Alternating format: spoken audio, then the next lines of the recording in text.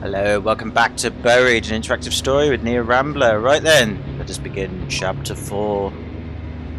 And again, I cannot remember what happens in these chapters, so I'm looking forward to it. I can't wait to see how it develops again. I do vaguely remember a ending though, but not to spoil anything, but I don't know how to get that ending. So if we do get it again, that's fine. When I say again, if I get that ending that I've seen again, but for the first time here, it'll be fine. Because that's how it was meant to be. Right, anyway, I'm talking rubbish. I've dragged it beside her again. The ride up the elevator is tense. I take a series of deep breaths, doing everything I can to stay in control. Amy has gotten back to her feet, but her head is pressed against the elevator wall as she suppresses a series of sobs. I find myself trying to remember the way those creatures looked, but my mind seems to shudder at the effort. I have seen something that is an impossibility, a mockery of what I know as real. This fills me with a terror that dwarfs anything else I have felt since discovering the facility. I try to focus my mind on something else, such as the COVID-19 pandemic, and I remember Marcus's threats. I wonder if we'll see Marcus again, I say, mostly to myself. Do you think Marcus got away from those things? Amy asks. I sorta hope not. Me too, she says, looking at the ground, her arms folded. So, I say, how did you end up here then, eh? God. She gives a nervous chuckle and shrugs. I used to work with the Pentagon. It was some pretty upper echelon stuff that I still can't discuss. I assume this place is even more upper echelon, I said. This place isn't even on the scale, she answers. My other job was a cakewalk compared to this. Well, then why stay, I ask. Because the money's ridiculous. I have a 13-year-old daughter already talking about Harvard. You do the math. Wow, that's ambitious. Oh, I know. She's a force of nature. Her dad ran off when she was 3, so for a long time it's been just her and me. Amy pauses, before continuing softly. What if I never see? Her voice breaks off, the words too terrible to say, her eyes fill with tears. The elevator comes to a stop, the slight ding of it interrupting the moment, and as piercing as I said it.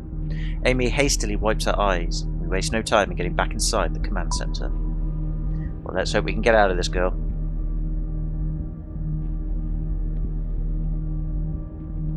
Although, who's looking after your daughter? Because I can't imagine you'd be able to go here on a daily basis. You would be here for, a boarding time. So how was your daughter being looked after in the first place? Oh well. I ready the rifle, suddenly certain that there are more of those creatures waiting for us in the hallway on the second level. But the way is clear, allowing us to haul ass to the command center. Once again, I find myself staring at the screen that shows my ruined worksite. Okay, Amy says, typing commands rapidly. It can't be that hard. I keep peeking over my shoulder, my senses feeling as if the monsters are sneaking up on us, mere inches away. I then think of Dennis and wonder how he's faring back on level 3. Is he safe? Probably not, dude. He's probably dead, because you left him, you twat. I look back to the screens and see that Amy has finally found what she is looking for. A prompt on the screen says, Override of hangar doors and all level 3 locks requires clearance code. Amy types in a number with shaking fingers and the screen goes blank for a moment. The moment the words, Override confirmed, come up on the screen. Amy jumps up from the chair and heads out of the room. We have to be quick, she says. We have exactly 20 minutes to open those hangar doors. What happens in 20 minutes? The locks will kick in again, she says. Security measure, I couldn't do anything about it. I follow her out of the command center, cider in hand, and bound back down the hallway towards the same elevator that brought us here. Amy punches the elevator button, and the doors slide open. We're taking this same elevator back to the biochem room, I ask? Those creatures are still down there. It's the only way back down, she says. The other way is blocked by those hydraulic doors we pulled. Hopefully the creatures left. Which is good that I didn't shoot the tanks, because we'd be screwed then. Neither of us say anything else as we share a look of immense dread. We step back into the elevator and head back down to the biochem room on level 3. I mean, the creatures might still be there, but then if they've been chasing Marcus because Marcus escaped, chances are they won't be there because they'll have followed him. In which case, keeping him alive actually might have benefited us as well. So actually, dumbly and stupidly, while sober by the way, I may have actually set us up for an easy trip back. I could be wrong though, you never know. Well, the music seems peaceful-ish, so I take that as a positive sign. As the elevator doors open, we peer out, looking to see if the creatures are still in the area. But it's all clear. Oh yeah! When Amy looks to me, her eyes are clear and strong. Marcus wasn't entirely wrong, Amy says as we start walking back towards the hangar doors. About what? I ask. About how I am partially to blame for this. Yeah, you're right, you are. Blah, blah, blah. No, we've already established that even if, as she said, she was taking part of the experiment, we don't know to what extent, but even if she was like the head of it, she didn't make this out to be a personal thing, unless it turns out she did. But for now, I'm not going to go, yeah, right, you are, because that's what Marcus did. So let's question why she would be to blame. Some of the things we do here, it's scary. We should have known that one day something like this would happen. Everyone here with knowledge of what goes on in level 3 is to blame, she says. It's a highly advanced research facility, I say, doing amazing but risky stuff. So yeah, you're partially to blame by just working here, but I can understand the dedication. So why don't you tell me a bit more about what does go on in level 3, I ask. Are you familiar with the Large Hadron Collider over in Switzerland? I've heard the phrase, but that's about it, I say. Personally, I do know about it, as I'm sure most of you will. It's a powerful particle accelerator, she explains, in case those 1% of you don't know. Right now, they're using it to try and create what's called dark matter. They're not trying to create dark matter, they were trying to find particles that potentially could lead us to what dark matter is. It's theorized that this dark matter actually makes up the majority of the universe, but parts of the universe very different from ours. My guess is the people at the LHC, don't know why I read that backwards, probably dyslexia, will probably create their first dark matter particle in about 2018 or 2019. Well, it's 2020 now, and as far as I'm aware, I don't think they created one, but I do believe they confirmed the Higgs boson particle, which is supposed to be a part of the bridging gap between energy and mass. And I think the current theory goes that they're looking into gravity waves as potential means of detecting dark matter, because that's the biggest problem with dark matter, is that it's actually detecting it. Theoretically it's there, we've given it a name, we're saying that the missing chunk of the universe we've yet to detect is called dark matter, and then there's dark energy within that, but we've got to find it. Otherwise, if we don't, then something's really, really wrong, at least with our understanding, which could be true. Here in this facility, we were able to create one almost 10 years ago. It was the key to our research. What does this matter do? Well, we use dark matter to assist with instantaneous transfer of a subject, but we've yet to perfect it or understand why it works. So you're saying it lets you gain access to different dimensions, I ask? Well, that's the theory, she says. During the point-to-point transfer, the subjects are gone for about 3 to 6 seconds. There's no way to see or measure their presence, but they exist somewhere. From what we can tell, they exist in a kind of void. I suppose that kind of is true, because I guess in this particular... I know this is fiction, by the way, in terms of like they're applying real-life things in a fictitious way. But yeah, when you're transferring things in this way, then, as she's saying, they can't measure or detect it during the transfer. So in theory, I'm guessing the dark matter theory and dark energy theory comes in because they must be one with that, or using dark matter, dark energy to transfer great distances in space in such a short amount of time. In other words, they're using dark matter and dark energy to bend space-time. And therefore, because they are potentially using that and therefore interacting with it, and maybe even a part of it, we as humans, at least now, cannot detect it or measure it. So I get what that means. Have you done this with people? We have sent human subjects through. Almost all of them have returned successfully. I make an involuntary grimace. Almost. There was one man, Dr. Kana, who didn't return. We don't know where. She trails off, taking a moment to collect herself. Sorry, I asked, I say, feeling my mind start to bend inward again. As we continue to walk between the silos, we walk past the area where we left Marcus behind. But he's long gone. Maybe he found a way out. I realised that we were walking very close together between the silos, perhaps trying to create the illusion of safety. We reach the exit connecting to the hangar doors, where Dennis hopefully still is. My guts clench, and my heart hammers in my chest as we open the door and walk through. I lift the rifle, but at first it seems that there is nothing waiting for us. And that's when I see the glowing, hulking shape to my left, closing in fast. Oh, balls. Well, I did say the biochem would be clear. Didn't say anything else wouldn't be. That's not good. The creature is about 10 feet away and coming in quickly, so I do the first thing that comes to mind. Shoot! I drop to the ground, making myself a smaller target and raise the rifle. Well, close enough, I guess. I'm not sure if I should just unload on the bastard, or try to be choosy with my shots and weaken it, or at least slow it down. Well, the trouble is, how do you shoot to weaken it if we still don't fully understand what it is and can't even comprehend what it is? But shooting to kill... well, both can be a waste of ammunition at this point. Because, I mean, you might shoot to weaken so you're selectively choosing targets, so hopefully that means you're using less ammunition in the selection of the targets. But if it's no good, you've wasted the bullets. In which case it'd probably be better to shoot to weaken, because if you shoot to kill and you just spray lead at it and it doesn't work, you've wasted more bullets and you've still got nowhere. So I think either way, nothing is going to happen in terms of being able to weaken it. We might slow it down, but I think these choices come down to how many bullets we want to waste. So I think shoot to weaken, logically to me, in my cider influenced brain, would suggest a lack of wasting bullets. My shots cause the entire milky white frame to jerk to the floor. It flounders, its ghost-like tentacles writhing with rage as it cries out at me. It seems to turn and jerk away, parts of it appearing and disappearing every few feet. It moves down the hall and out of sight. Oh, that's good. Well, that was better than I thought. I look quickly around for others, but there is only Amy. She looks where the monster went with wide eyes. Her face is pale, and I wonder if, like me, she's able to feel her mind trying to retreat. Come on, I say. Let's find Dennis and get through these hangar doors. Amy glances at her watch and nods. We're already down to 6 minutes. Fuck, that's because I rambled far too long. I'm so sorry. My time awareness is terrible. We turn towards the hangar doors, and I'm a little disgusted with myself because the bloody scene that so shocked me before now seems so mild. Amy goes to work on the computer console on the side of the doors. She just starts punching in keys before saying, "This is going to take some time." I thought you already unlocked it, I asked. I did, she says, but for this door there's still security permissions I need to hack. Marcus would have known how to do this. She trails off and I decide to let her work. Suddenly, something slams into me. I feel my feet leave the floor and I'm literally thrown across the concrete. I look up in time to see one of the creatures. It's apparently in no hurry to attack me again, focusing on Amy instead. She's not armed. I need to come up with a plan to get this thing away from her so she can focus on getting the door open. It raises one of its flickering appendages, making me certain that part of its makeup is pure light and energy.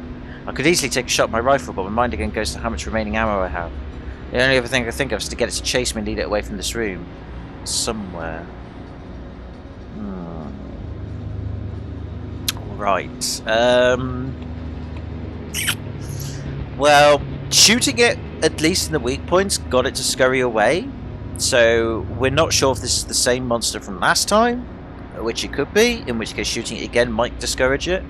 But, again, it's made a point of conserving ammo, so I think on this particular go I'm going to be the noble hero and distract the monster and run. I hope it works, because the last thing I want to see is Amy killed. So let's hope that doesn't happen. "Hey!" I yelled. "Right here! Come get me! I'm the one that shot your buddy!" It turns to me and I'm again faced with staring at something that has no business in this world. In this reality. His body gives off a sort of glow around the central part, a bulbous core that is branched off into 2 humps, very much like a spider. Again, I sense that this visual information is not accurate, but it's the best my simple mind can do to make sense of this impossible creature. It's not It from Stephen King, is it? Because that's the last thing I want to see. It starts lurching towards me and lets out a shriek of agony that makes my ears feel like they're going to explode. Now I'm sure that it's coming after me. I take off running and head into another hallway we haven't been down. I find myself in an industrial-looking area, and I'm pleased to find that the monster has followed me through. Hooray! Let's hope that another one wasn't hanging around behind him and gone to munch on Amy. That could be a possibility. The room seems to be an assortment of old pipes and tanks. I assume some of them run further down into other areas of the facility. With the creature on my tail, I dash into the maze of metal, hoping to lose it. It's definitely having a harder time squeezing through than I am, and that slows it down. I thought it could bend time and space, so why would it? It would just move through it and it'll bend towards it and bend away, so what the fuck? Oh well. Of course, the room's not a cage of any kind. The thing is still heading towards me, shredding through the pipes as it rages. Well, I'm guessing maybe that's the bending of it and whatever. Fair enough. I noticed that sometimes it is breaking the steel girders, but other times it seems like it's somehow merging or changing them. Alright game, I get it. You addressed my concern. Pipes that were separate are now connected together in a way that makes my head hurt. Oh god, 2 U-bends in opposite ways. Ugh. I finally get a good amount of distance between myself and the creature. I think it's lost my trail. I need to get back to those hangar doors. There's not much time before they close shut. But if I make a sound, the creature could be on my heels again.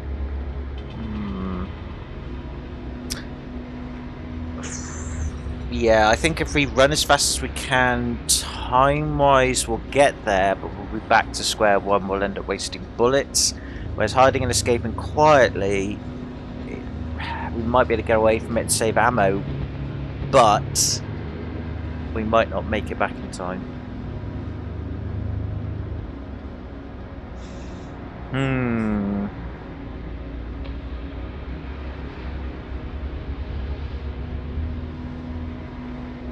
It's a tricky one. The trouble is, if it gets my trail and I run back where I came, because everything's all bent and connected in the wrong way, maybe that will slow it down further. I don't know. Part of me wants to run as fast as I can because I want to make it back to Amy quickly, but then I've got a feeling that that would, well, I'd end up wasting ammo.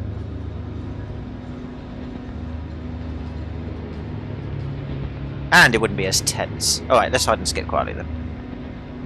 I take care to stay silent, twisting myself through some more pipes and making my way back towards the door I entered through.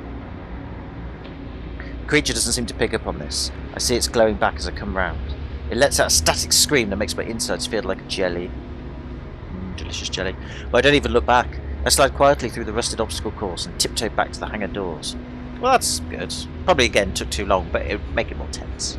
I suppose running would make it tense as well, but I'd rather make it tense than that we can't get back to where we need to get back to within time tense than monster chasing me tense.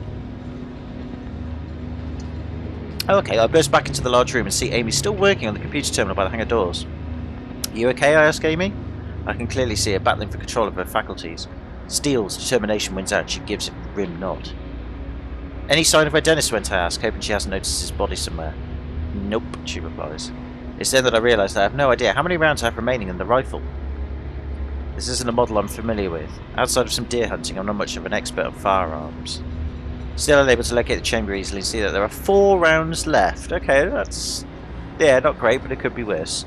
How are we on time? I ask her. 2 minutes. I'm going as fast as I can, she says. Amy does her best to focus on the keyboard, but there's still no sign of Dennis. Before I have time to look around, a screeching sound erupts from the other side of the room. I bring the rifle up in a shooter stance and turn around. With the hangar doors right behind me, no sign of Dennis and a closing window of time, I have to be confident.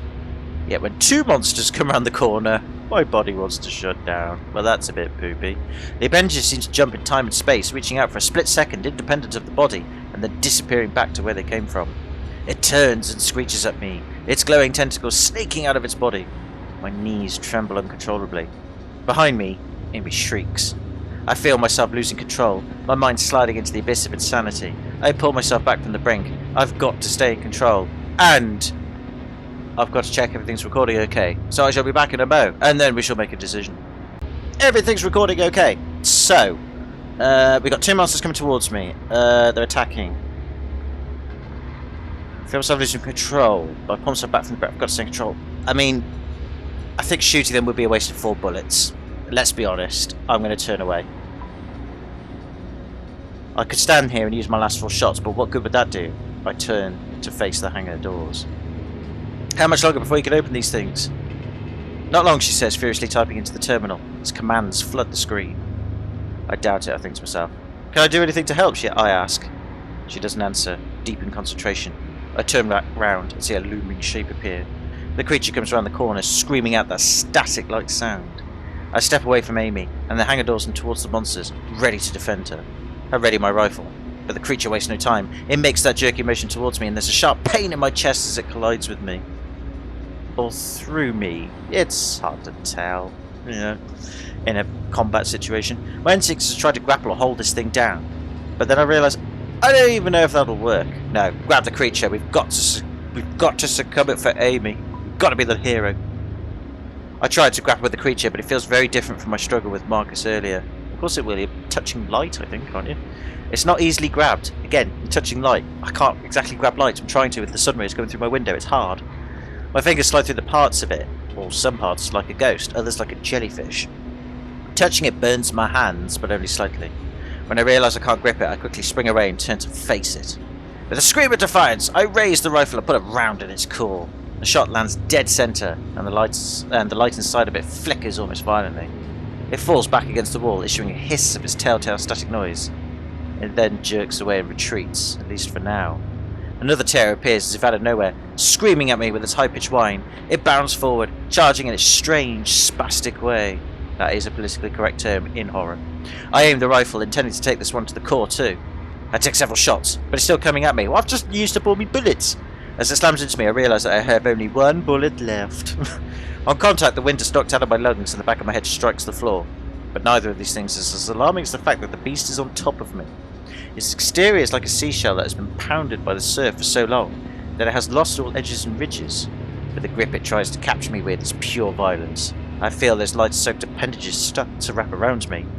I raise the rifle, knowing I still have one shot left. The weight of the monster is erratic. One moment I feel weightless, at another I feel like I'm going to be crushed. I push upwards with the rifle to aim, but it is overpowering me. I'm not sure I'd be able to get an effective shot off. I see the core of its body, a spider-like shape connected to the rest of it by thin white strings of tissue. I know I'll be dead within seconds unless I can manage a shot, but I don't know where to aim. This thing's already survived for so long. Well, I'm going to shoot for the centre. Might as well. Shoot for the tentacles and do fuck all. The creature is seconds away from tearing into my shoulder. I have to stop it now. I grunt as I try to angle the rifle in the direction of the beast's formless core. The appendages begin tugging down on the barrel, and it's at that moment I pull the trigger, unleashing my final shot. Thank God I saved this bullet earlier. The shot aggravates it enough to win me some breathing room. I save my shoulder, but this thing's still alive and kicking.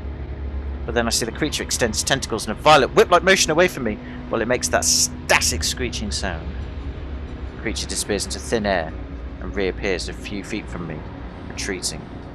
With a shudder and a cry of desperation, I get to my feet just in time to see the monster head in the direction of the biochem room.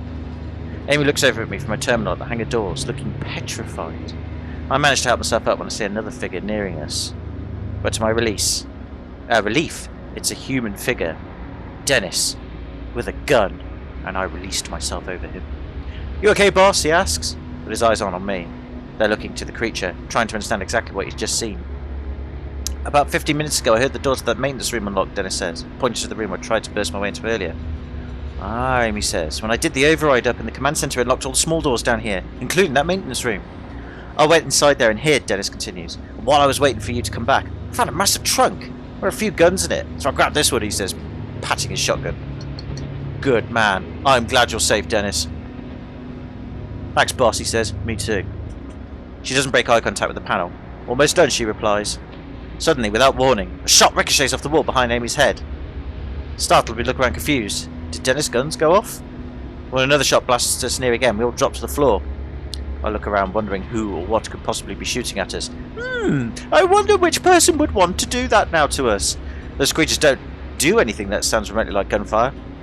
And then I see him. Marcus! I should have killed him when I had the chance. He has a rifle and he's walking towards us, an insane look in his eyes. "You all deserve to die!" he screams, unleashing another round that I hear whiz by my head. Dennis doesn't hesitate.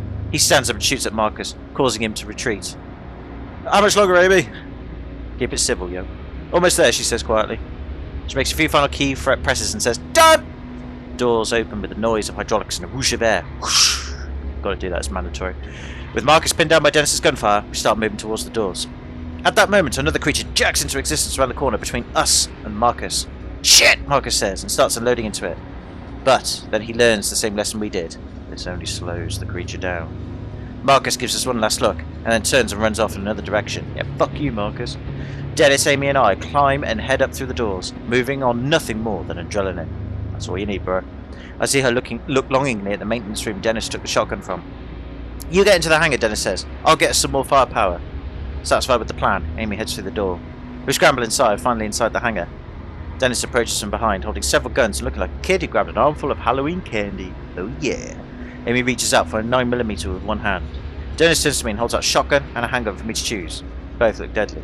The shotgun looks more powerful, but the handgun will probably be more precise. Ooh. This is tough, because a lot of the conflict we've had so far in this game has been close encounters, or close combat, or close quarters combat, whatever the appropriate term is for it.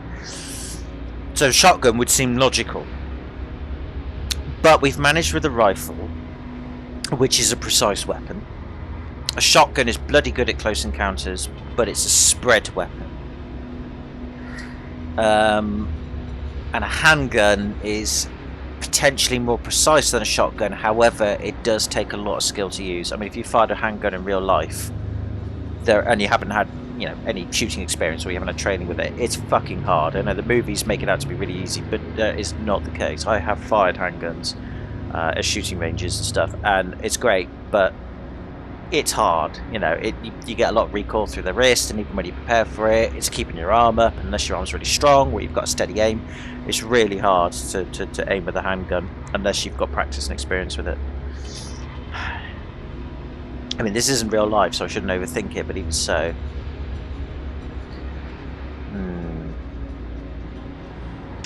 Amy's got the handgun, and I think diversity in weapons is more key, in which case I'll take the shotgun.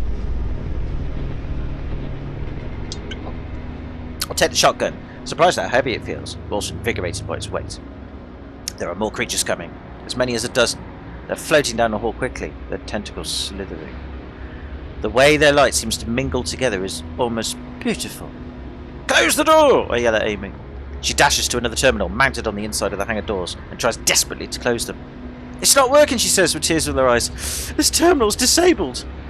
Dennis looks through the open doors, readying himself to shoot the first monster that nears us. Should we try to slow a few down, or just run for it, he asks, his gun at the ready.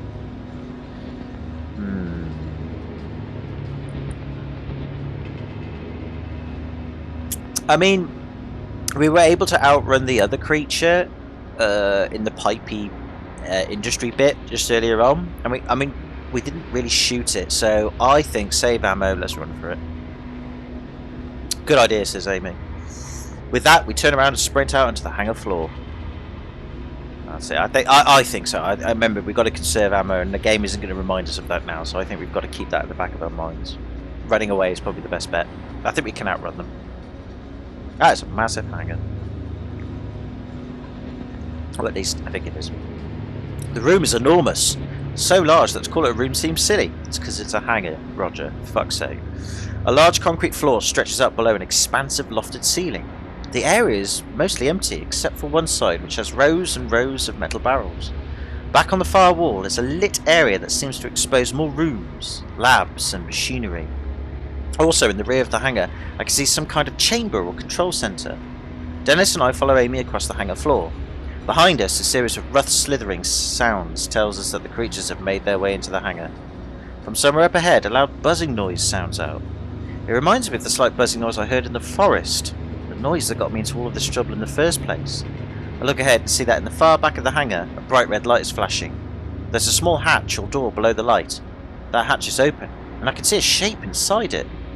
I can barely make out the figure of a man standing there, holding an industrial microphone, and as soon as I see him, I hear his huge, amplified voice.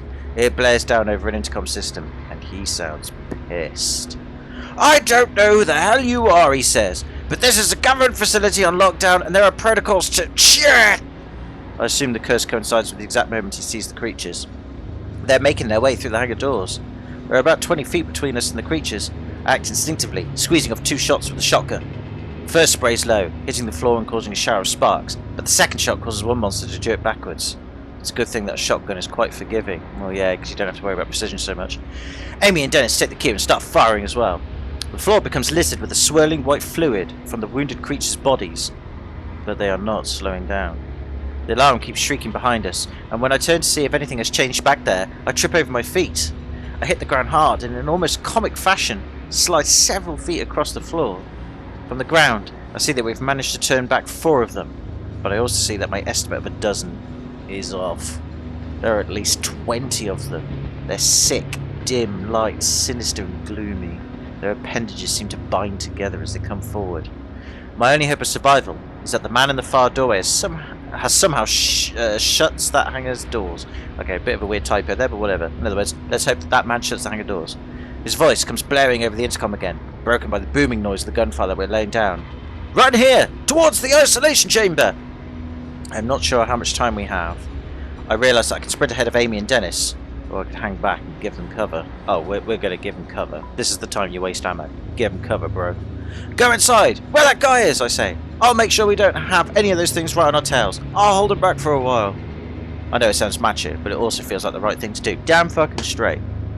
I have to at least try to give us some kind of chance for escape. So as Amy and Dennis run through the doors, I blast at the next thing I see moving. Unfortunately, it was Dennis, and that was a bit shit. All I get for my troubles is that static-like hiss and high-pitched whistling noise. I'm able to beat them back a bit, force them to scatter. Each flicker of light is a small victory. If nothing else, I'm buying Amy and Dennis's time. When I'm certain there's nothing more I can do, I turn and run.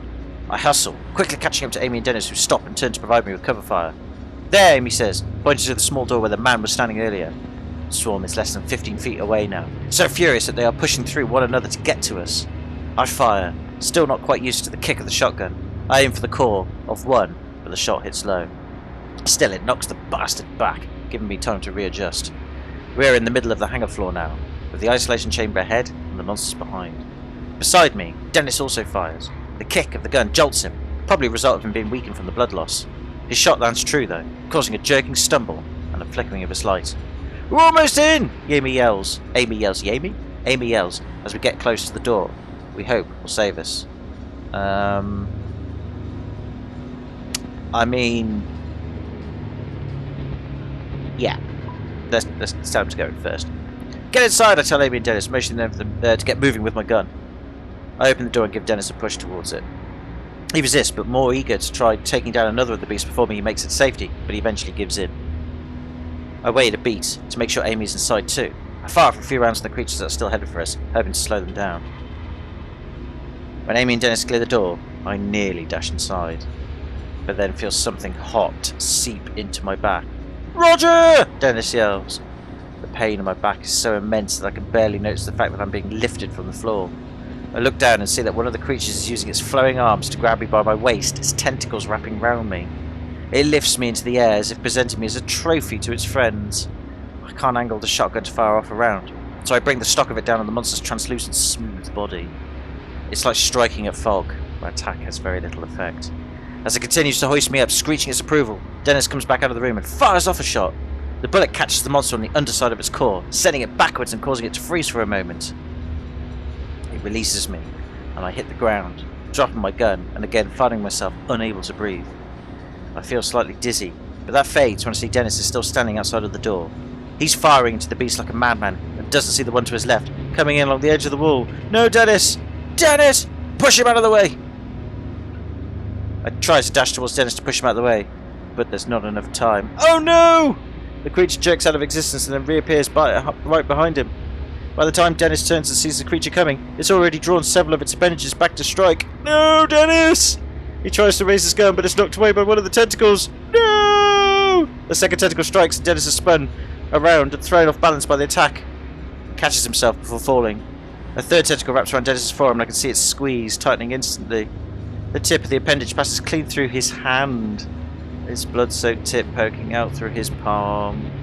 Dennis's face grimaces with pain as he tries to wrench his arm free, but the creature's tentacle has his hand speared like a nail through wood.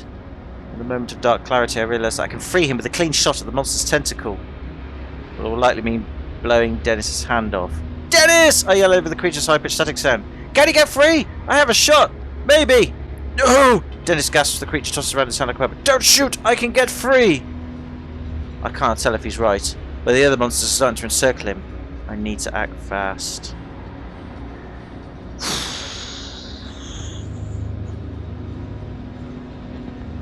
Trouble is, though, is that I've trusted Dennis, and I should have yelled at him to say, Dennis, look out, and I fucked up.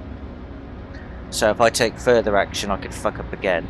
And Dennis trusts me now, and I trust Dennis to make the right call. If he dies, he won't blame me, because I have to have trust in my workforce, even in this situation of Lovecraftian monsters ripping through his hand. If he can get free, he can get free. If he dies, at least he knows that I gave him the chance to free himself, and I can always strike back afterwards. So, you know what? Come on, Dennis, you can do it, bro. He's fighting hard, doing everything he can to bring the gun round with his good hand. He's screaming as he tries to tear his hand away, screaming in both fury and desperation. This only seems to anger the creature, which then swats Dennis with another of its tentacles, opening a deep gash across his cheek. His skin peels back and his eyes go wide with shock. Oh no! The creature drops into the ground, as if playing with him, and then the floor and space around Dennis seems to warp. The bottom quarter of his body seems to disappear before I realise it's been merged with the floor. And at that moment I know it's over. 3 others swarm him, surrounding what remains of his fallen body. I don't even hear Dennis scream. It's just a frenzy of the crackling, sickening wail sound. After that, there's nothing else. Fury, sorrow, and absolute rage surge through my heart. I grab my gun as the remaining beasts come towards me. They'll kill me, but I don't care. This is war as far as I'm concerned. This is... Amy grabs me from behind and pulls me hard inside. I tried fighting her off, but she's persistent. And part of my mind knows she's right. Don't be an idiot, she yells to me. She practically throws me through the doorway. As I fall, I hear her fire off 2 shots before slamming the door closed behind her. I watch blearily as she punches a few buttons on a control pad on the wall. This is followed by a metallic click as the door locks. We're safe in the chamber, but Dennis is gone. Fuck! I lost Dennis! Fuck. Oh, Dennis. I'm so sorry, Dennis. Shit. Well, I'm not going back. That's the decision I've made. Fuck, sorry, Dennis. I trusted you, bro, and you know what? I ain't gonna forget you, bro. Thank you so much for your help, and thank you so much for coming out in the end. I'm glad I gave you the chance to be the man you needed to be. I'm sorry it didn't work out for you, bro. I should have made a boss's decision. I should have shot your hand off. Trouble is, though, is that I think he would have resented me after that. And maybe even shooting off his hand would have just pissed him off before he died. Dennis, I'm sorry, bro. Can't believe half of his body merged to the floor. That fucking Christ. Shit. Sorry, Dennis. We're now inside a large reinforced chamber of sorts, almost like the inside of a submarine. Near us is the door, shut tight. Far away from us along the back wall are all sorts of controls and monitors. It seems clear that this metal door is impenetrable, at least to them. I'm fairly sure that they aren't getting in. Dennis, I say. I'm sorry, Amy says, and I'm sorry for pulling you back, but you were walking to your death out there. I know, I say, but it doesn't make it any easier. I couldn't quite see, but it looked like you may have had a shot. Why didn't you take it, Amy asked. You told me not to shoot.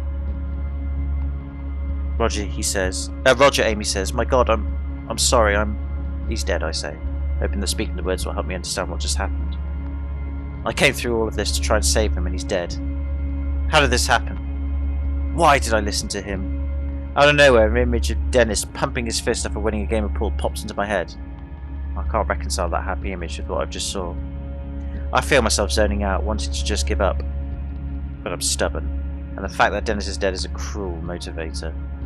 I have to get out of here, I say.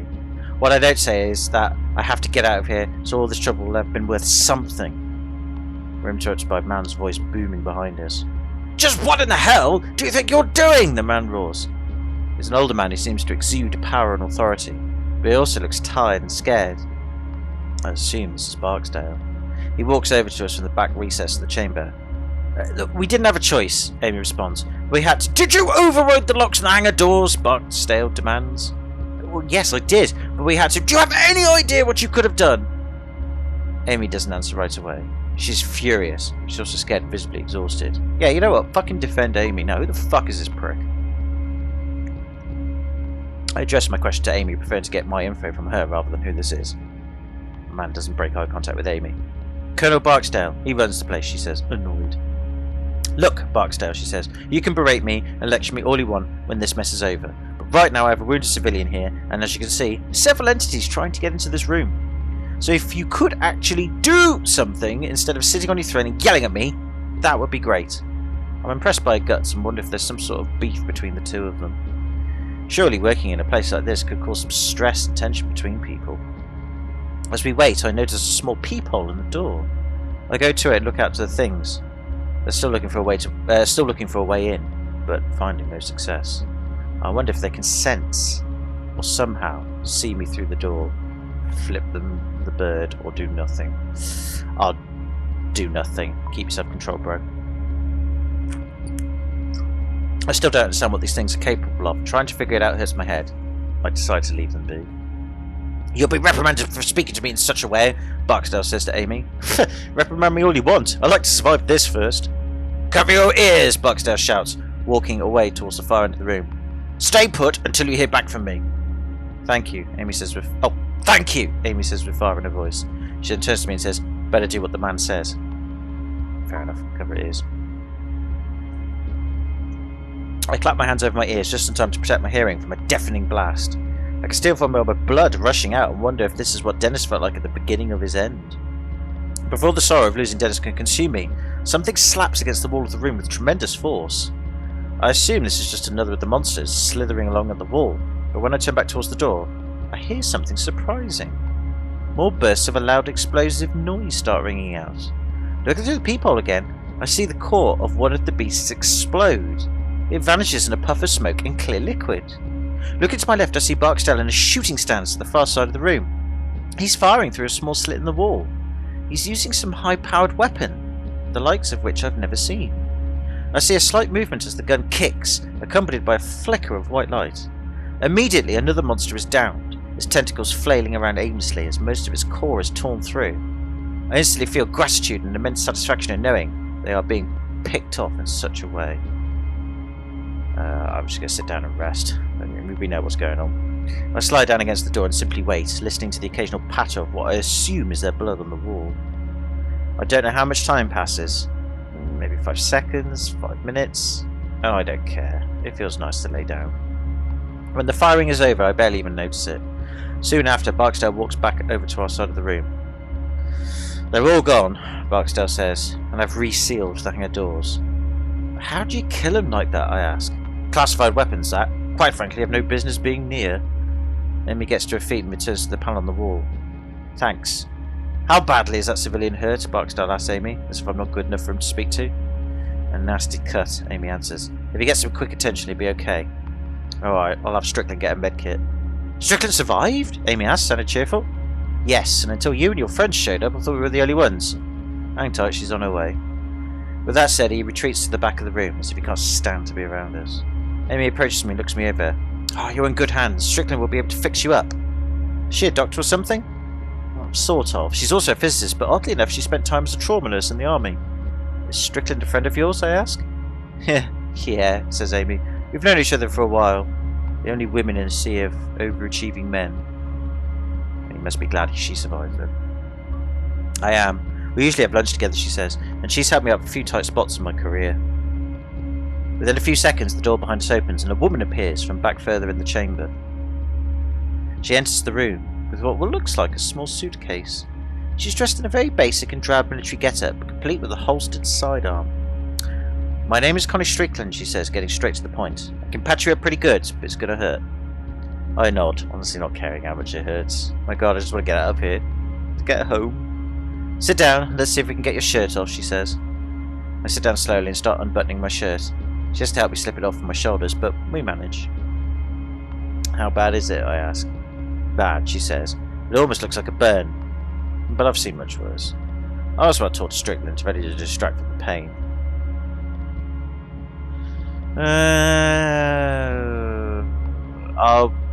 What's your story is a bit vague. Let's just stick to concise questions. You're a scientist too? She rolls her eyes as she gathers up a needle and some thread. I was always into fringe science. I started in labs where these eccentric Russian scientists were being funded by the US to work on combining DNA types.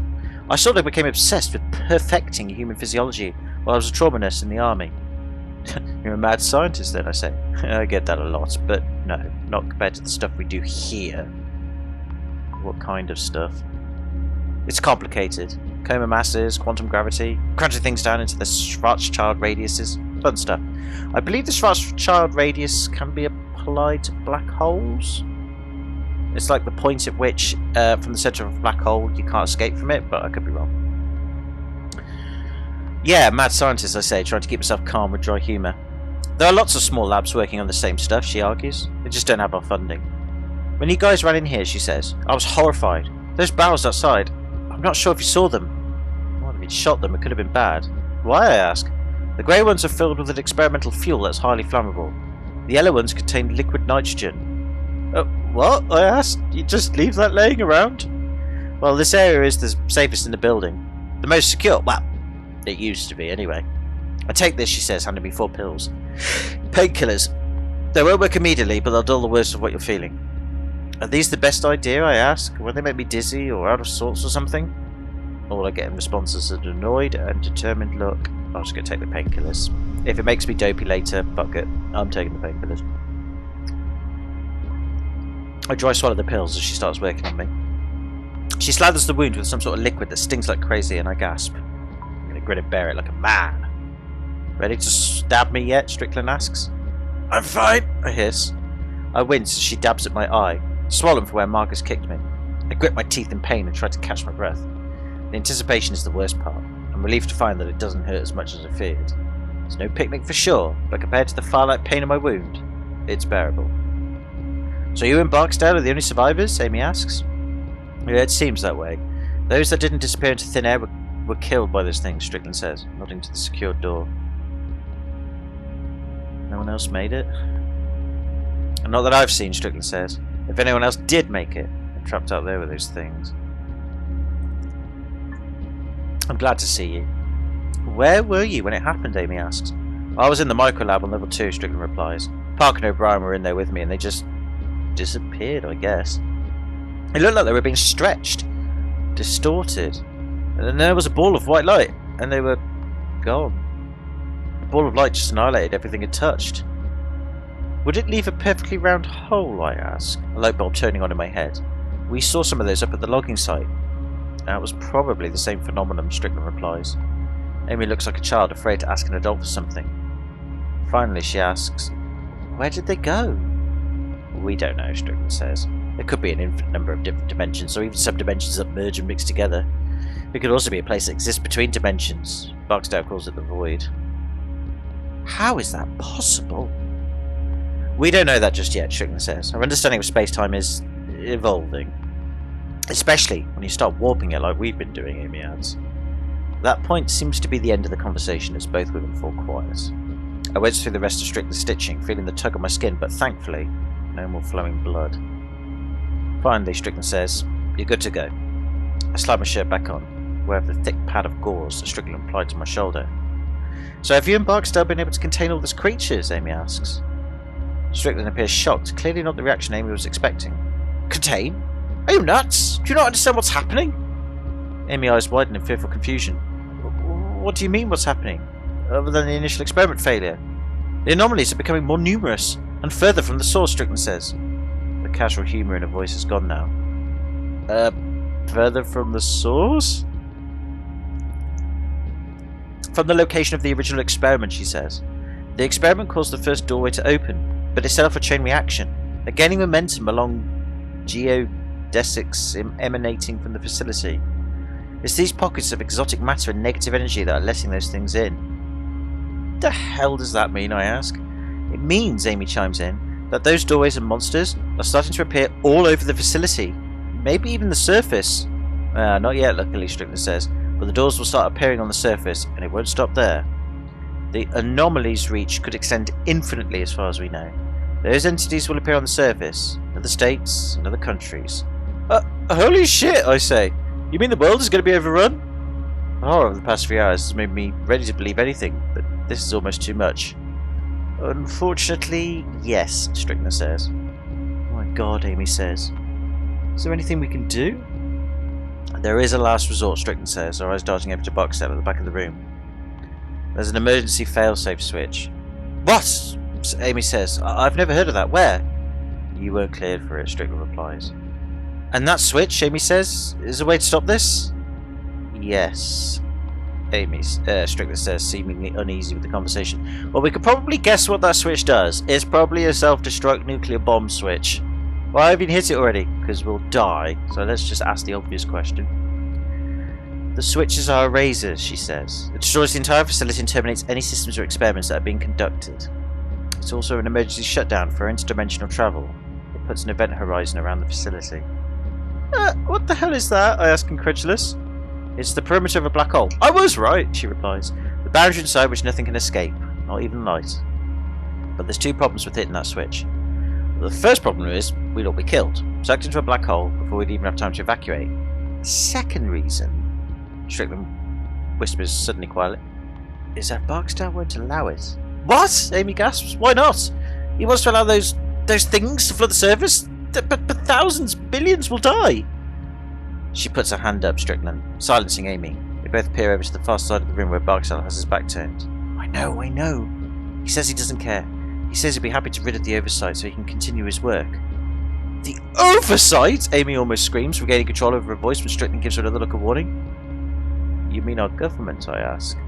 He's aware this could disrupt, even topple our government, and he doesn't care? Strickland sighs. Barksdale is... well, he's off the range right now. He's gone rogue, and he's armed. This comment makes me look towards the shotgun I brought with me. I'd nearly forgotten it in the last few moments. Well, Barksdale has his back turned to us. I take it in my hands and slide it behind me. Just in time too, as Barksdale walks over from the back of the room to our side of the chamber. He gives Strickland a suspicious look before speaking to her. Is the civilian going to survive? He asks. Yes, he's stitched up and good to go, Strickland replies. Well, that's great news, Barksdale says. I'm sitting right here, I say sarcastically. You can actually speak to me, you know.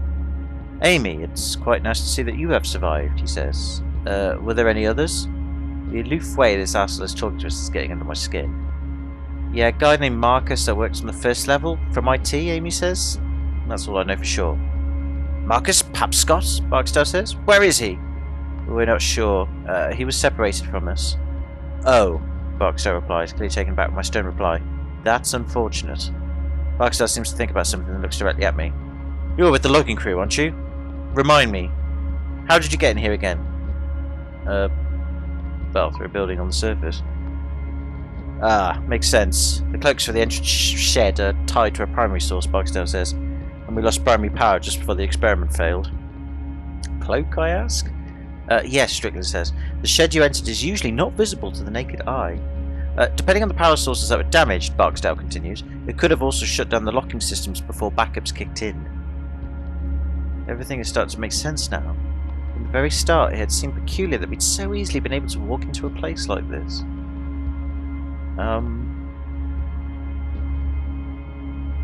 I think at this point, asking about our crew is a bit pointless now. Not that I disrespect our crew, but I think we can kind of gather that they're kind of dead.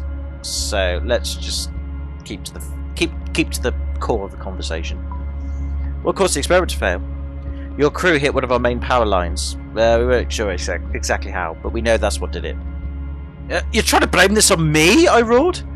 The timing was unfortunate, Barksdale says. Okay, now I'll ask about the crew. Where's the rest of my crew? Your crew, Barksdale asks. Frank and Joe? They're gone. Gone? Gone where? I ask, my voice trembling. Hearing him speak the names of my crew enrages me. They were annihilated by antimatter pockets created during the failure, a bright ball of light. In the aftermath, all you would see is a round hole in the ground. Barksdale says it's like he's sharing yesterday's spore scores. I let my face crumble into my hands. I had suspected this, all this time, and they were already dead. So, Amy asks, what do we do now? Now it's time to continue our work, Barksdale says calmly, turning back to the instruments on the near wall. This is a hard one. I think if we call him out, it might anger him, but it might distract him for Strickland to make an act on him. If we keep quiet, we could plan something. It might be better. So yeah, okay. I'm going to keep quiet. This guy sounds like a complete lunatic. That's me! But he's a lunatic that's accustomed to power and armed with some type of advanced weaponry. That's not me! So I keep my intentions unspoken, assuming Barksdale is used to going unchallenged by people he considers beneath him. He certainly seems like that type. I want to continue my work, Barksdale muses. Other researchers will eventually discover what we have, sure. But I want it to be me. This is my laboratory. These are my experiments. The work I've led here will earn me my place in history. And quite frankly, I don't need to explain it to you. Up on the surface, they'll struggle to defend themselves, since they won't know what they're dealing with. I have the necessary weapons. After a few months, who knows? Maybe I'll decide the world is ready for me to help them. And we'll go from there. He turns his back to us as he says this, walking to the far side of the chamber like it was some kind of distraction. Amy takes this opportunity to whisper to us. "We need to hit that switch," she says. "It's the only option. What he's saying is murder, treason, genocide." She looks over to Strickland for support, trailing off. But Strickland looks at the ground, clearly torn. She won't look anyone in the eye, and makes an effort not to look at Barksdale. He seems distracted with whatever instruments he's studying on the far side of the room. The dreamlike quality I experienced earlier is wearing off. The painkillers seem to be losing their edge. Strickland finally whispers a response. "Yeah, well, even if we decide that we want to hit that switch, Barksdale won't allow us." But you can't figure something out, right? "Maybe you guys could make a break for it," Strickland whispers. "But where's the switch located?" Amy asks. "There's an elevator out in the hangar," Strickland says. "Take it to the basement. The switch is at the end of the long tunnel." But Strickland never finishes. Two things happen at once as she speaks, her mouth stopping in mid-sentence. First, a loud booming noise rings out, and then the top of her head seems to explode. Amy screams out in surprise, and I jump back in shock as Strickland's body collapses beside me. Behind her fallen body, Barksdale is holding his experimental rifle, and now he's pointing it at us. Dun dun dun! That's not good.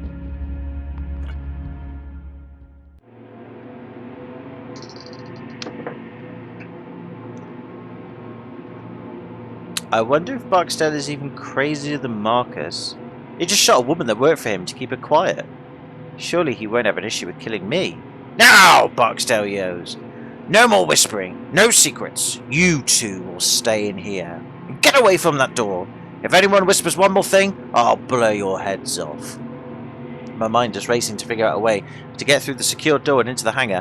And why is it that Barksdale always follows the villainous trope of not killing the protagonist when he could to get away with his evil plans, because there's no reason for him not to shoot them? Because if he clearly just shot Strickland like it was nothing, just because of whispering, kill us? Oh well. Beyond that, of course, there was the failsafe switch. Well, I think we've kind of gathered that Barksdale is a bit egotistical. I think making a distraction will not work as effectively as just insulting and trying to get through to his ego. I think insulting Barksdale might have the desired effect of at least one of us, i.e. Amy or me, get out of here and get to the switch. So I'm going to insult Barksdale. Fuck him. With no other ideas, I resort to something I know how to do well. Be noisy. "You moron," I say. "For someone in such a position of power, you think like an idiot. Kill me. Go ahead. But then you better get someone else out into those woods to move my equipment. You really want the police snooping around a wrecked logging site for missing loggers? If someone as dumb as me found my way into your little hideout." My rant is having its intended effect. Barksdale's teeth clench and rage fills his eyes. "You're a fool," he shouts. "You don't have the slightest idea how difficult the work we do here is. How advanced and world-changing." Keep him talking. You scientists think you're so smart," I interrupt. "But you have no common sense. All the knowledge in the world is useless if you have no moral compass." Barksdale is starting to lose control. His breathing intensifies. "If you think for one moment that you could do..." As quickly as I can, I raise my gun and fire. I don't even take aim, I just fire in Barksdale's general direction. He takes off running, as my shot misses wide. He runs for cover to the back of the room. That's all we need. Amy also fires a shot to keep him under cover, as we head for the door. Amy pushes a button, and the door swings open. Barksdale will be on us within a second, so we dash out into the hangar, ready to defend ourselves. Yeah, fuck you, Barksdale. It's at this time now where the creatures could actually be quite handy. Ooh, that's a rather scary picture of a close-up barrel. Ooh, that's grim. Amy and I run as fast as we can through the rows of barrels. Barrels! Barksdale comes charging out of the chamber almost immediately. As he steps onto the hangar floor, he starts shouting. Each shot sends a jolt of fear through me as I wait for a bullet to end my life. "We need to get to the elevator on the far side of the room," Amy tells me. "It leads down below the switch." I mean, Barksdale's got weapons. He could probably pick us off. He's not going to be someone who's misses, shall we say. He's going to have a damn good shot. I mean, yes, he killed Strickland point blank, but he's going to be tough. I mean, if we fend him off, though, that could waste time, though. I mean, if we try and fend him off, we could be outmatched by him. And therefore, either way, I think either of these choices is going to end to one of us being killed. Fuck it. Let's just sprint for the elevator. Okay, she says. Go! I take a few shots in Barksdale's direction, succeeding in getting him to take cover and pause the stream of fire. We both make a run for it, knowing we only have seconds. Somehow I make it through the rows of barrels and get to the elevator's entrance. I turn back to allow Amy to enter first, but she isn't there. I look back to the barrels and see that she's fallen about halfway down the row. She doesn't appear to be hurt, but she's paralysed with fear, sitting motionlessly as Barksdale peppers the area with gunfire.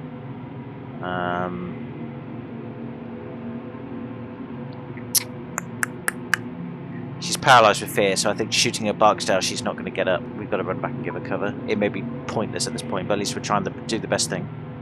I start to step out into the open to head back for Amy. Barksdale's gunfire pins me back into the elevator entrance with a loud bang. Apparently he's reloaded that weapon of his. As the sparks fly inches from my face, I realise I have to help her from here. Do it, bro. I then remember the contents of the barrels. One colour is highly flammable fuel, the other contains liquid nitrogen. I'm no scientist, but I'm pretty sure liquid nitrogen is mostly harmless unless you have direct contact. If one of those barrels gets shot and the liquid nitrogen spills out, I'm fairly positive it will simply evaporate. That could create a cover of sorts for Amy, like a smoke cloud. Ah, hell, but which of the barrels holds liquid nitrogen? Strickland told us, but I can't remember. I have to remember quickly that Barksdale was going to get careless with the shooting and we could all die. I believe it was the yellow barrels. I could be wrong, but I'm pretty sure it was the yellow one. I'm fairly certain those have liquid nitrogen in them. Without giving myself a single moment to second guess, I aim and pull the trigger.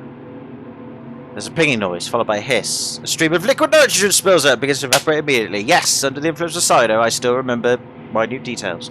Amy looks around for a moment, clearly baffled, but then figures out what I've done. She hits the ground right away, and for a moment I lose sight of her in that cloud of mist. Behind us, Barksdale starts to fire, apparently not caring if he happens to hit one of the barrels with fuel in it. Moments later, I see Amy's shape emerge from the mist. There's a terrifying second where she's out of the mist, and in the exposed space between the barrels, the protection offered by the elevator's interior. Barksdale gets off 2 shots, but the nitrogen mist has obscured his vision too much for him to get a proper aim. However, one of them nicks Amy's leg, sending her tumbling just before she reaches the entryway to the elevator. I dash out, lift her up, and we both hobble over to the elevator behind the cover of the mist. Thanks. Thank God you remember which barrel was which, she says. Yay! I reach out to press the call button on the elevator. We both step inside and close the doors. It's a service elevator, made of wood and metal, like something from a coal mine. We step inside and the doors close. The motors of the elevator sound like dying dogs. That's a very specific and obscure sound effect. As the elevator slides down, the light from the flames give way to complete blackness. Yeah, fuck you, Colonel Barksdale. I remembered shit. Yeah, also doesn't look good, mind you. I lose track of how long the elevator descends. It's hard to tell due to the lack of lighting, but it must go another 500 feet underground? The elevator comes to a stop with a shuddering clang, and I waste no time exiting. The tunnel stretches out with sparse white bulbs lighting the way. Most of the wall is made of raw earth and rock, but there are boards and concrete slathered in areas used to reinforce the tunnel. I see a warning sign posted on the wall. I want to read it, but there's not much time. I think we should read it, it might be important. Warning, authorised personnel only beyond this point. Trespassers will be prosecuted to the full extent of the law. Absolutely no exceptions. Well, there you go, see? I'm glad we got that out of the way. Now that everyone is dead, I don't want to be fucking sued if I survive this. Suddenly I feel the effects of the painkillers again. My head feels like a balloon and my balance is off kilter. I look up, and when I see that the tunnel ceiling is less than 6 inches over my head, claustrophobia freezes me for a moment. The ceiling is not high at all, and there's barely enough room for Amy and I to walk side by side. Which is for the best, because her leg is clearly causing a great deal of pain. She's soaked in blood and hobbling along. I don't think I can go any further, she says, wincing, but trying to keep her composure. Sit down, I tell her. I'll be back. There's no sense in chancing further injury to your leg. She nods and I help her down. She shudders in pain as she eases into a sitting position on the floor. Thanks, she says. According to Strickland, the switch should be at the end of this hall. I look up, and when I see that the tunnel ceiling is less than 6 inches over my head, claustrophobia freezes me for a moment, again. Still, it's much better than facing the monsters above me. I wonder then, walking through the darkness, where they came from. Is the portal still open? I hold the gun in one hand and feel my way along the wall with the other. The wall under my palm anchors me to reality, to sanity. I'm not in some boundless abyss, but still in the real world. For a little while longer, at least. I recognise that I'm marching to my end. As much as I wish I weren't, it's not surprising. The moment I saw what those creatures could do to time and space, at least a part of me knew that death was inevitable. Before I have time to wonder whether my family will really miss me, I see a light ahead. There's nothing more than a speck of blue light, but in the darkness of the tunnel, it's like a lighthouse on a stormy sea. I slog forward, my eyes straining to focus on that little light ahead. From somewhere ahead, I start to hear something that sounds like water. It is trickling lightly like a leaky faucet. And behind that, there is something that sounds like wind. A light breeze through an open field. And a voice.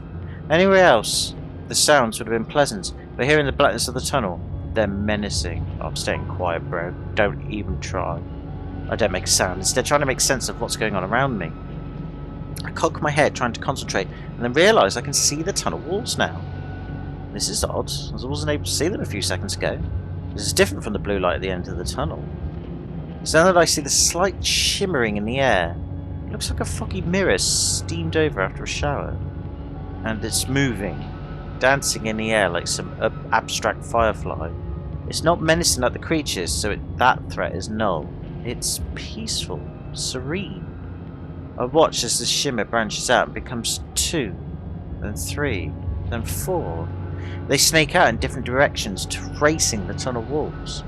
Are those shimmers the doors to another dimension that Strickland was talking about? Suddenly I'm surrounded by light above and below me and realise there's no avoiding it. The question is, how am I going to go through?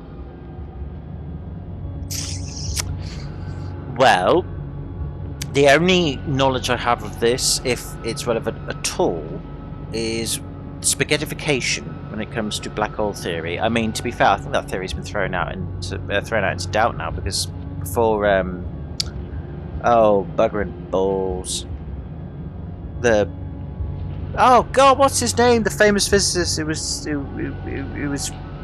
he had motor Crohn's disease. Stephen, fuck, I forgot his surname. Oh my god, I've forgotten his surname. That is really atrocious. I'm so sorry. But you know who I mean. The famous physicist known as Stephen, who is now no longer sadly with us. He actually wrote a 4-page paper not too long before he passed away, and it didn't have any scientific evidence in it or anything. Like, it didn't have any maths or equations or results or whatever. But basically, in the 4 pages, he says that all of his theories on Hawking, Stephen Hawking, there you go, got there in the end, because he was famous for the Hawking radiation theory. And he announced that the Hawking radiation theory for his black holes was completely wrong, and he was wrong. And it's thrown the scientific community into doubt about black holes a little bit. He's basically in those 4... It was only a 4-page paper. And again, no scientific evidence in it or maths, but he basically rambles for 4 pages. Well, I say rambles, he basically says that his idea of Hawking radiation was completely wrong. And therefore, his understanding of black holes is wrong. And that's quite creepy. But putting that aside, assuming we'll go with the current understanding of black hole theory, which is before he wrote that 4-page thing, which is that spaghettification is where when you get closer to a black hole, the part of you that's closer to it gets dragged towards the black hole because of the immense gravitational pull quicker than the other part of your body that's furthest away from it. For example, if you were to be lying flat and your feet was facing towards the black hole, your feet will get stretched out because it's been pulled by the gravity of the black hole more than your head is, because your head is further away from the black hole. So the effects of gravity from the black hole is not as powerful as it is from the feet. Therefore, your feet gets pulled because it's under stronger gravity. Therefore, you get stretched, and therefore you get, with time, spaghettified, as in you get stretched completely and you turn into a thin strand of spaghetti. So in that retrospect, if I go in head first, I could lose and die because my head will be stretched and I won't be conscious. But if I go in feet first, then my feet will be stretched. I might not be able to move again, but at least I will be conscious enough to make decisions. So I'm going to go in feet first. Unable to resist, I step forward to where the tunnel wall should be. When I do, those shimmering lights branch out even more before connecting in one perfect circular form. They are hypnotizing. So much that I don't realise that the tunnel walls are vanishing. I feel something like wind and a brief electrical pulse pass through me as the lights take me. There is then a very gentle pushing sensation, and I somehow know that I'm being expelled. From school! I have passed through something. Maybe the lights, maybe the tunnel walls. I don't know. But the shimmering lights fade a bit, still dancing in the air, but no longer large and branching out. And as my eyes adjust, I see right away that I'm no longer standing in that dark tunnel far beneath the hangar. I've no idea where I am. I'm just somewhere else. And I'm terrified. I would be too. Completely empathise there, Roger. Well, when you're somewhere like that, that is fucking terrifying. Oh, that's not good. The ground I land on looks like hot coals. There are dips and many cliffs breaking the landscape ahead of me. There's a wash of orange and blue overhead in a sky that makes no sense. It is both beautiful and terrifying at once. A scattering of stars hang overhead, and they all seem to be breathing, pulsing with a gentle energy, as if alive. I can't tell if there are clouds in the sky, because everything about it, from the colours to the trembling horizon line, seems to be amorphous. Everything is knitted together, living. I stare a moment longer and can swear I feel the sky breathing. Far off to my right, I see what looks to be a plume of fire, small yet bright, with no source of fuel. It looks as if the ground itself is creating the flame. Several more of these flames dot the landscape further out. The air is thick and muggy. Then I realise something horrible. I don't know if what I'm breathing here resembles air at all. In a place like this, one of impossible beauty, but also very stark horror, my mind doesn't know what to do. A wave of nausea comes over me and I think I might be sick. I'm not sure if it would be better to fight it, or just to give in. The white light that brought me here is nowhere to be found. Is anyone else even here? Is there any way to escape? I'm just going to look around the area, try to stay as logical as I possibly can. I continue to look out at this nightmarish landscape and see a few other unexplainable oddities. There are billowing flames in the distance, not like a volcano or explosions, just some kind of slow heat crawling upwards that defies reality. This analogy seems even more fitting when I see the thin vein-like roots of the fire twisting into the ground and then darting back out in all directions. I get that sick feeling again in my gut and I realise my mind just needs something to focus on. It's then that I hear a voice. It is faint, distant. I turn and hear it coming out of one of the massive crevices along the ground. Inside of that crack, about 10 feet down, a very pale man lies on a ledge. He's human, but looks close to death. He's in the centre of a large pool of blood and his left leg has been twisted and torn in an unnatural way. As I walk to the ledge, he looks up and sees me. "Help me, please," the man says. His eyes are wide, although everything about him speaks of weakness. He's close to death or insanity or both. Who are you? "I'm Dr. Kana," he strains to get out. "I work in the facility. Please, help." I want to know more, but it seems cruel to steal what looked like his last breaths just to answer my questions. "I'd love to," I respond, "but I don't know where the hell I am or how to get back home." "The light," he says. "It's a doorway. It might take you back to the facility." "Where did it go?" "They come and go. They'll be back. Now please, help me." I desperately want to help, but there's no way I can reach him. His ledge is too far away, above the pools of fire. "I don't think I can get to you," I say. "No, that's not what I mean," he replies. His eyes are on the shotgun that I almost forgot I'm still holding. I realise what he wants and I shake my head. "I can't," I say. "I can't do that." "Please," he pleads. "Those things. They have the others that came here with me. I got dropped along the way. They'll be back. They'll be back and they'll kill me. That," he says, again indicating the gun, "will be quicker. Less painful." "I can't," I repeat. "Please! Look at my damn leg! I'm dead anyway." I'm about to refuse him again when I hear an all too familiar static sound out of another crevice behind him. I hear another of the shrill noises and then watch as one of the monsters materialises up from out of the neighbouring crevice. Two more come out after it, then a third, then 5, then 10. Soon I lose count. What was just a few turns into a flood. I suddenly understand the man's reasoning. A bullet would be mercy. I check the gun and see that I have only 1 round left. I can use it on this guy, but I may need it for myself later. From beside me, the man pleads again. "My God," he says, a wave of lunacy in his voice. "Please!"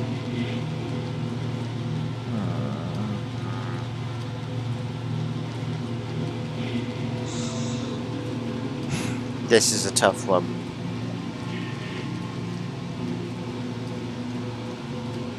I want to shoot him, because that's the merciful thing to do.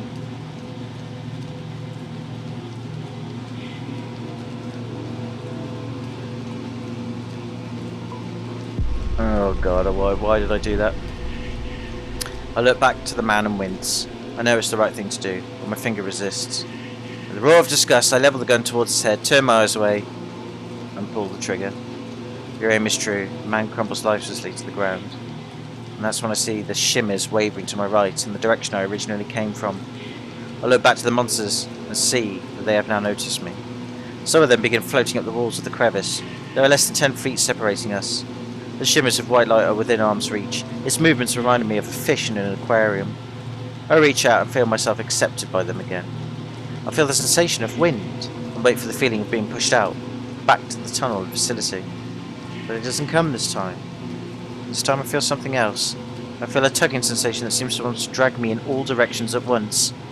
As the world goes dark, I realise that I'm somewhere else, and it is not the darkness of the tunnel. This is the darkness of a total void. Well, at least I did a mercy killing, so I'll go to hell after. There is darkness around me everywhere.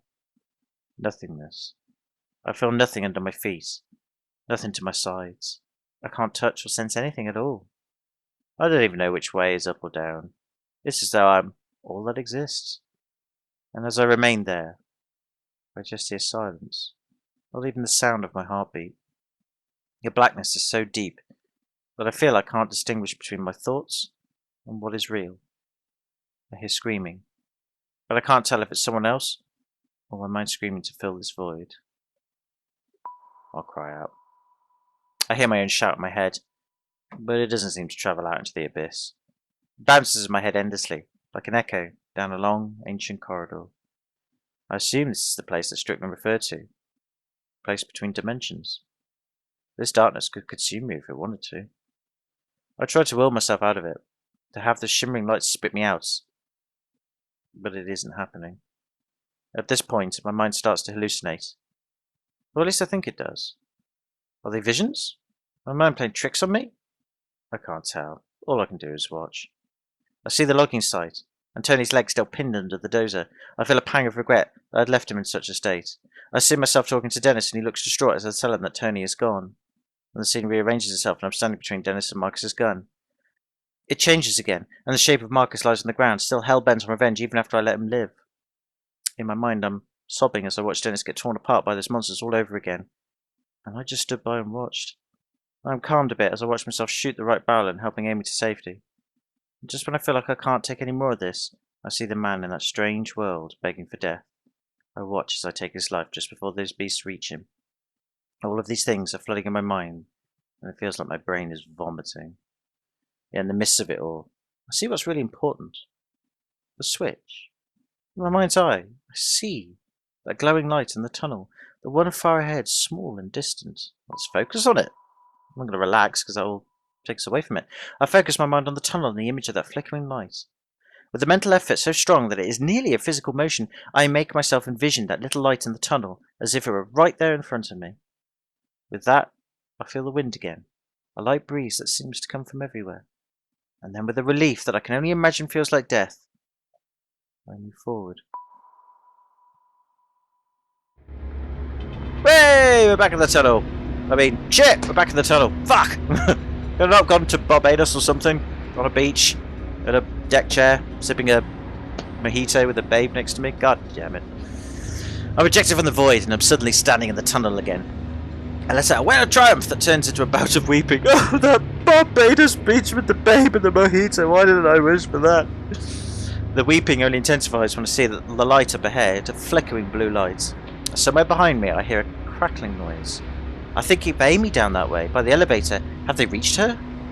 There's no way I can find out, but now I have to keep on with my plan. Besides, if it works, we're all good anyway. I feel like I can listen to get a better read on where they are, or I can just make a break for it. Let's listen. I try my best to listen, attempt to figure out how far away they are. But the sound carries strangely down here, Right now, that static sound makes it seem like they're about 30 yards away. Now, my time is running out. I run as fast as my aching, confused body will allow, heading straight for the blue light. As I run, I see a different light. A white one, flickering in my peripheral vision. There's another of those shimmers that go to other worlds. It seems like they're appearing and disappearing with more frequency now. Strickland was right. These things could reach the surface soon, unleashing more monsters. This thought makes me refocus on the blue light, the man-made light, the switch. The blue light gets closer, and as it does, I can make out a square shape around it. This has got to be it. The familiar static scream of the monsters is much closer now. I have to be quick. I grip the gun tightly, regretting my decision to use the last bullet on the man in the other world. It looks like all I'll be using this for is a bludgeon. I run ahead into the darkness, my eyes locked on the switch that I assume is going to kill not only the creatures, but myself as well. As I approach, I see the lever. It's covered by a glass box that I will need to break. The blue light is directly beneath this, highlighting a series of tubes and wires that snake into the inner workings of the device. In the middle is blackness, not like a darkly coloured part of the machine, but just a hole in reality. It looks like some sort of illusion. All the while I can hear the static of the creatures coming up dangerously close now. I've no idea how much time I have. Fuck it, smash the glass. We can't defend because we haven't got any bullets. I draw back the stock of the gun and smash through the glass box that houses the lever. The glass shattering is like music to my ears. I reach out for the lever, my hand grasping it, and without warning, I feel immense pain course through my body. It feels like fire racing down my back, causing me to fall to one knee in agony. There's only one of them that I can see. It blasts horrible static noise at me as I ready my gun. With no bullets left, I get ready to use it as a club. I try to strike. The monster bats the gun away, warping it into an S shape. It then follows up by swinging its appendage at me. The sting of its touch forces me back against the side of the cavern, my face striking the wall hard. My jaw crunches and I feel a sharp pain encompass my head. And the creature's upon me again. Its tentacles melt into me and I scream. I can't help it. I sound like a wild animal. I can try to keep fending them off, or I can go for broke and just focus on the liver. Creatures be damned. Spring for the fucking liver, bro. I pull all my strength into my legs. The moment the monster in front of me draws back its eel-like arms to grab me, I pivot backwards. My back strikes the machine, sending agony rocketing through my body. I'm so thankful I broke the glass before this moment, before the coming violence. I stretch out and grab the lever. With one last desperate scream that shreds my voice, I jam it down. The tunnel is suddenly filled with a flash of intense darkness. It expands from the switch, swallowing the matter around it. First, I'm sure this is the end of me. I expect the darkness to consume me, followed by death. But then another shimmer of dancing white light appears next to me. There are more of those streams of light, rips in space like the ones that previously sent me to other ungodly world in the void, or that other one. With nothing else to do but die, I try to escape to the shimmer. When the stream of light envelops me, the expanding darkness of the switch is gone and I feel a huge push. Oh, we're out in space. I'm in space. Space! Space! We're in space. My body feels stretched, collapsing like I'm falling in all directions at once. The world goes white, and then there are the pinpoints of stars everywhere. One of them breezes directly by my right, and I see something that looks like a spiral galaxy distorted in its folds. To my right I see an endless stretch of stars and gas clouds forming some galactic architecture. But beyond the immeasurable beauty I notice something. I'm seeing the same star patterns over and over. They're repeating like reflections in an endless mirror. Well, these are different versions of the same galaxies, the same realities? To my left I see a calm blue world and can barely make out trees. Familiar Kentucky trees that have been around for the last few weeks. To my right I see a copy, an orange world, and there are trees there as well. But something is strange, disturbing. As I zoom by, I'm not sure how much control I have in this unusual place, but if I can direct myself, it's worth trying.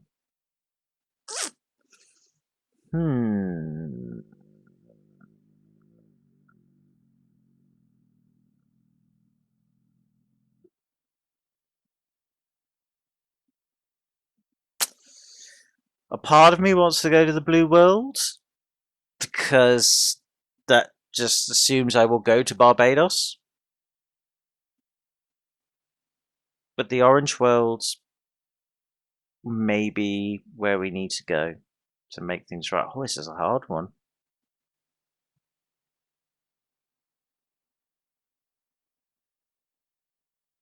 Maybe the blue world is like a time thing, so you go back in time and you end up back at the logging site as if nothing happened, and it repeats itself. Whereas the orange world is where we're at now, and that's the continuation of this dimension. So in that case, I want to see the end of this story. I don't want to go back in time. I try to focus my mind on heading towards the orange world, not knowing what to expect, apart from death. And my breath escapes me for a moment. Everything is dark and peaceful, and nothing hurts.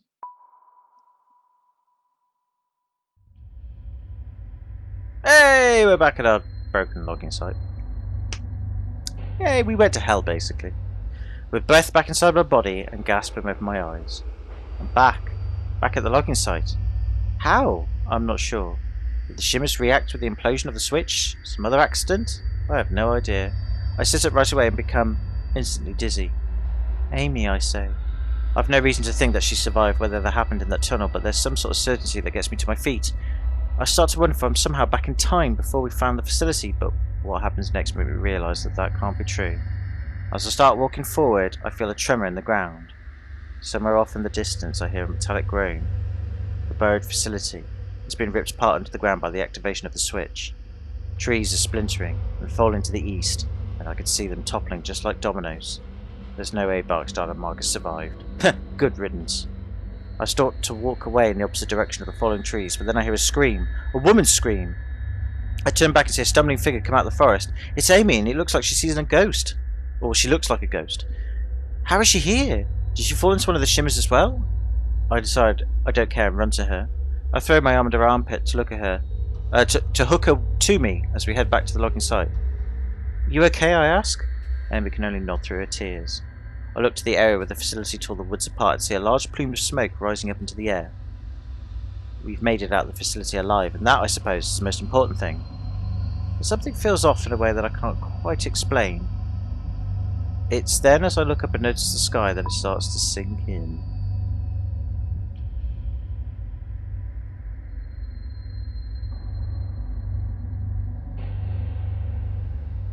There's something different about it. Something not right. That sky does not belong here. It's a sky of oranges and blues. Stars pulse in and out as if alive. The colours of the sky seem to breathe, as if they're trying to inhale the tops of the spruce trees. I see those colours, all knitted together and living. My stomach rolls and a scream of confusion and fear rises up my throat. What the hell have I done? The end. Although it was supposed to be 5 chapters, perhaps it was only 4 then, I misread it. Oh, bugger and balls, I fucked up. Oh well, we got the bad ending. Hey! Potentially, I don't know. Let's find out. You and 36% of the players decide to take the painkillers. To shoot the right barrel, keeping Amy alive. That's good. Even 30% of players mercifully kill the man who asked for death. Going home. You and 17% of players head towards the orange world. The end. Well, there you go. So I ended up in the wrong world. Well, that's good, isn't it? I suppose, like, I was going to call it a double bluff, but oh well.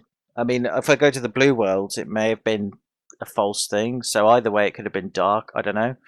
But you know what? Maybe I'll play through the game again, and as an extra video, we'll get to the blue world ending, and I'll do the same decisions as I've made before, so that isn't changed.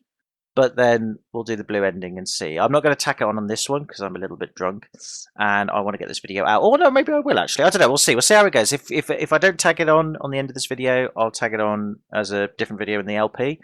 Or maybe we will. Either way, we have reached the end of the game. And like I said, I've enjoyed Buried. It's a good story. I mean, it's not perfect, but it is a good story. If you'd like to test our beta versions of our upcoming games, sign up for our newsletter. Thanks again, restart. Well, that's very kind of you, developers. I won't do that, but I really enjoyed Buried. So thank you very much for watching this LP if you have. I mean, it's only really a side LP more than anything else to get me back into the swing of things. But I really enjoyed that. Really good fun. I'll play it again and we'll go to the blue world and see what happens, just for the sake of, you know, ooh, mystery. I'll probably end up doing it as a separate video, to be honest with you. And yeah.